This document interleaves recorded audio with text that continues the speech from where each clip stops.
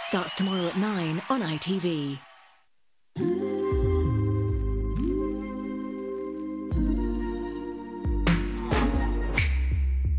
Now here on ITV to kickstart your week. Rise and shine with Good Morning Britain.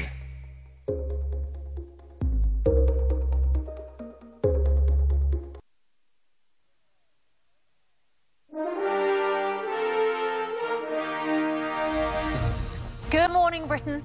Boris is back. The Prime Minister returns to Downing Street to resume charge of the fight against coronavirus. But he now faces serious questions over a severe lack of testing and what are his plans to ease the lockdown.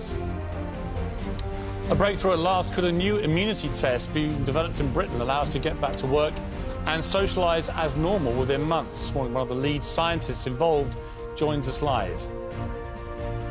Reckless and dangerous. He was slammed for claiming injecting toxic disinfectant could kill the virus.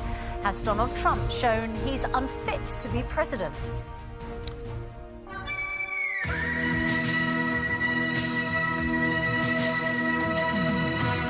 And they presented Good Morning Britain nearly 4 decades ago, wasn't it? When it wasn't even called Good Morning Britain.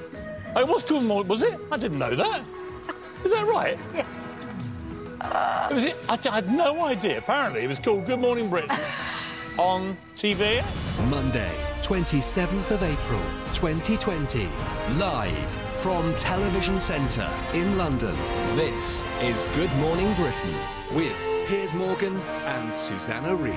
Well, you learn something every day. Good morning, Britain. At 6 o'clock, welcome to the programme. I had no idea that when TVAM started the morning show... It was called Good Morning Britain. It was called... TVAM. So we have 2 of the original presenters. Yes. They can show us how it's done. Yeah. They're doing it currently from quarantine. And it's absolutely delightful. They also presented Good Morning with Anne and Nick. So when we finish doing this, Piers, we can present Good Morning with Piers and Susanna. Marvellous. Yeah. Marvellous. Well, good morning, everybody. Strange weekend. I went out a couple of times. Was it busier? The Kensington High Street absolutely rammed. Cars everywhere. The Holland Park, the park was packed. People picnicking. Groups of friends. I mean, this lockdown... I find if you want to go out and actually maintain your social distance, you now have to get up ridiculously at, like, normal time. Yeah, but the point is the lockdown has unlocked, right? People this weekend have just decided we're not going to do it. And, you know, this is why, you know, I'm thrilled Boris Johnson is back at work. Great. But the whole tone of the papers today, like somehow the miracle worker has returned to save us all. You know, it's a very good argument. He's the one that's, with his lax activity before he got sick, has got us into this position. So forgive me if I just take a bit of a beat before I'm joining in the euphoria. I'm not euphoric about the way this lockdown has been just disintegrating. And the police are not happy about it because they don't know how to enforce it without being accused of being nanny state. So we're in this kind of ridiculous limbo where no one's really sure what to do. And there's a lack of leadership. And most other countries now in Europe have been laying out a plan, including Italy and others, plan of action. Including Nicola Sturgeon, of course, First Minister up in Scotland. I think the trouble is that if people do not see a way out, then they'll start to do it themselves. When the lockdown was renewed, I think there was a sort of sinking of hearts as people thought, well, how long are we in this for? And then, of course, we heard the scientists at the press briefing saying, well, we're going to have social distancing until Christmas, but without explaining what that would mean.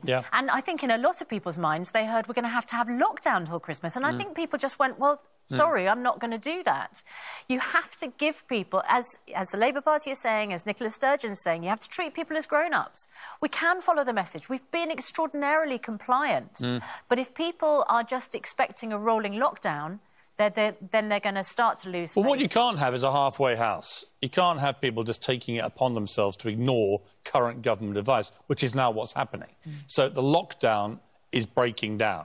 And I, as somebody who observes the lockdown, as best you possibly can. I mean, look, everyone, you know, you go to a shop and somebody passes you and they're within 2 metres, technically you know, it's like everyone is trying their best, right? These are quite difficult things to... This is what I find ironic about the policing of parks, is that generally people are keeping their distance in parks. You go into a supermarket... There's absolutely... it's almost impossible to keep 2 metres in an aisle in a supermarket, which isn't even 2 metres But my biggest thing is you've got all these older people in the country who are being locked in their homes. You know, our parents are both in that position. Everybody's in their children or the grandchildren. Right. You know, and it's a very unusual situation for my parents. They always have lots of grandkids running around and their kids. And suddenly they're on their own for 5-6 weeks now. They have to observe this. Yeah. And they're watching on television, like everybody else, a load of younger people not observing it. And the young mentality seems to be, and still seems to be, well, we're all fine. You know, it's 0.5% of everyone who gets this badly is under 30. Therefore, we should all be allowed to go out because it's very low odds. They don't seem to get it into their heads that actually the problem is not them getting sick. The problem is them picking up the virus and passing it back to older people. And that has always been the problem. And it remains the problem with how you unlock. How do you get around the fact that, yes, of course, the young and healthy should be the first, perhaps, to be able to go back out. But then they're all coming back in to places with older people. Well, the idea, we could get into real trouble if we're not careful. Yeah, I think the idea, well, Dr. Hillary, is that whatever happens with lockdown, there are going to be certain groups who continue to be shielded. But I think that that's also quite a difficult thing for older people to have to face, isn't it? They've gone weeks now without seeing children and grandchildren in many, many cases. And actually, I just wonder what sort of toll that takes on people.